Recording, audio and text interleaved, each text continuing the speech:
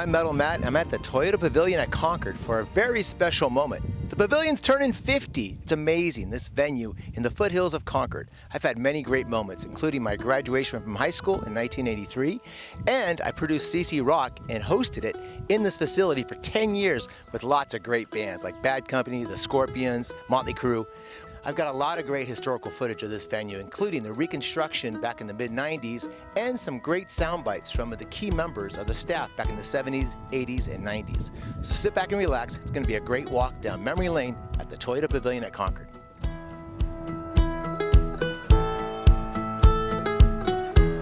The summer festival demonstrated the need for a larger, permanent performing arts facility in Concord. In 1973, a joint venture between the City of Concord and the Mount Diablo Unified School District was made. The city asked numerous architects to develop and present plans for the Concord Pavilion. Frank Gehry was selected to be the architect. And on May 16, 1975, the pavilion opened its doors for the first time for a benefit concert sponsored by the Concord Jazz Festival featuring Henry Mancini and Sarah Vaughan. Carl Jefferson was there, and he remembers it well. It was Sarah Vaughan was opening night with Henry Mancini. Oh, it was an exciting night, and I'm from Concord where the pavilion is and so forth. Everybody's proud of something good.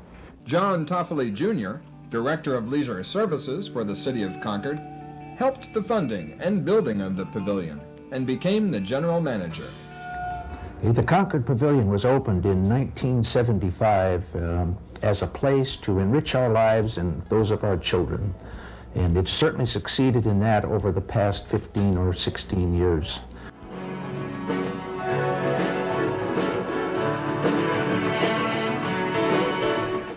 Well, when you work for John Toffoli, I mean, you know, John was hired from Richmond and he was brought over here to form an arts department because Concord didn't have that. So Bud Stewart, who's the city manager then, brought John over, and that was his job, and he did. But little did we know he was this dreamer, this person with great ideas. And he didn't want to be bothered with the small stuff, or you know, he would develop an idea and then throw it at all of us in the department and leave it up to us to try to make it happen. You know, that happened not only with the Jazz Festival, we did swim meets, we did softball tournaments, major tournaments. We did golf tournaments. We did all kinds of stuff because of him, because he was this visionary. And I think that's why him and Carl Jefferson hit it off so well, because Jeff was the same thing. He was a visionary as well. This is a remarkable feat for the City of Concord, for John Toffoli and his staff, that this place was so cleverly done, and how it was by a nationally known architect. Everything about it with John. Now, John's responsible for what exists up there.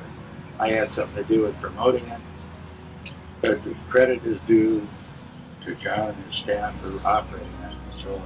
It's amazing, really. Oh, I know. It's a strong I agree. statement. That commercial cost me a lot. I want you to know.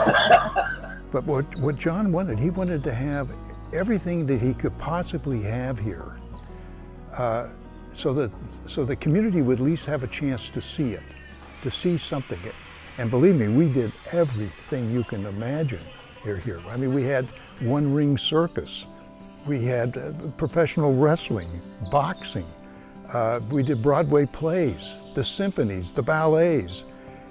And what happened was, as we evolved after a couple of years of operation, we saw that the dynamics were changing on city council, because you're always subject to the council's opinion, right?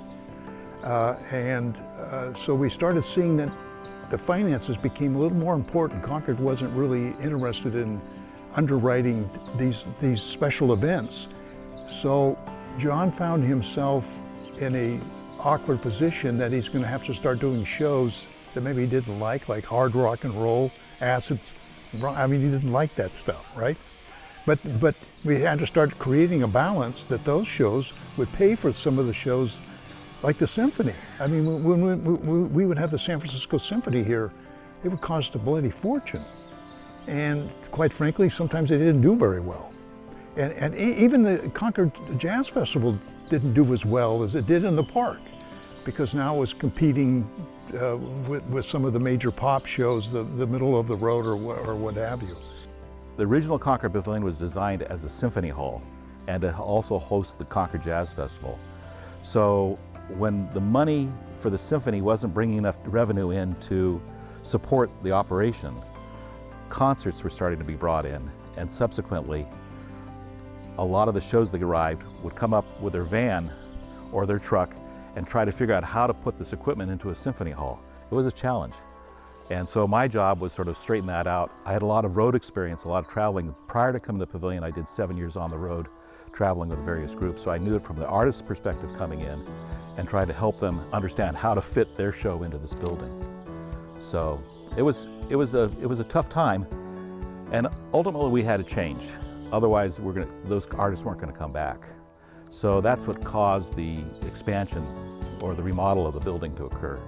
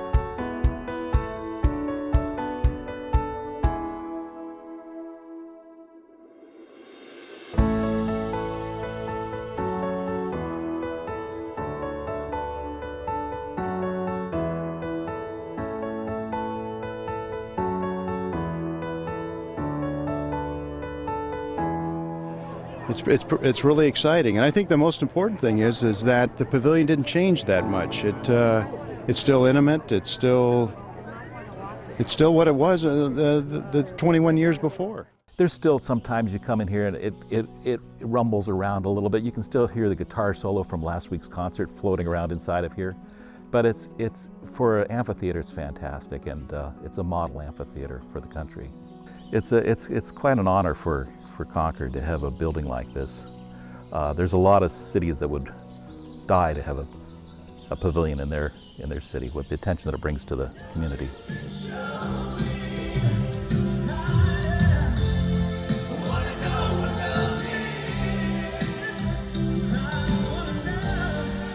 Well, I hope you enjoyed this historical look at the Toyota Pavilion at Concord, an amazing amphitheater here in the foothills of Contra Costa County.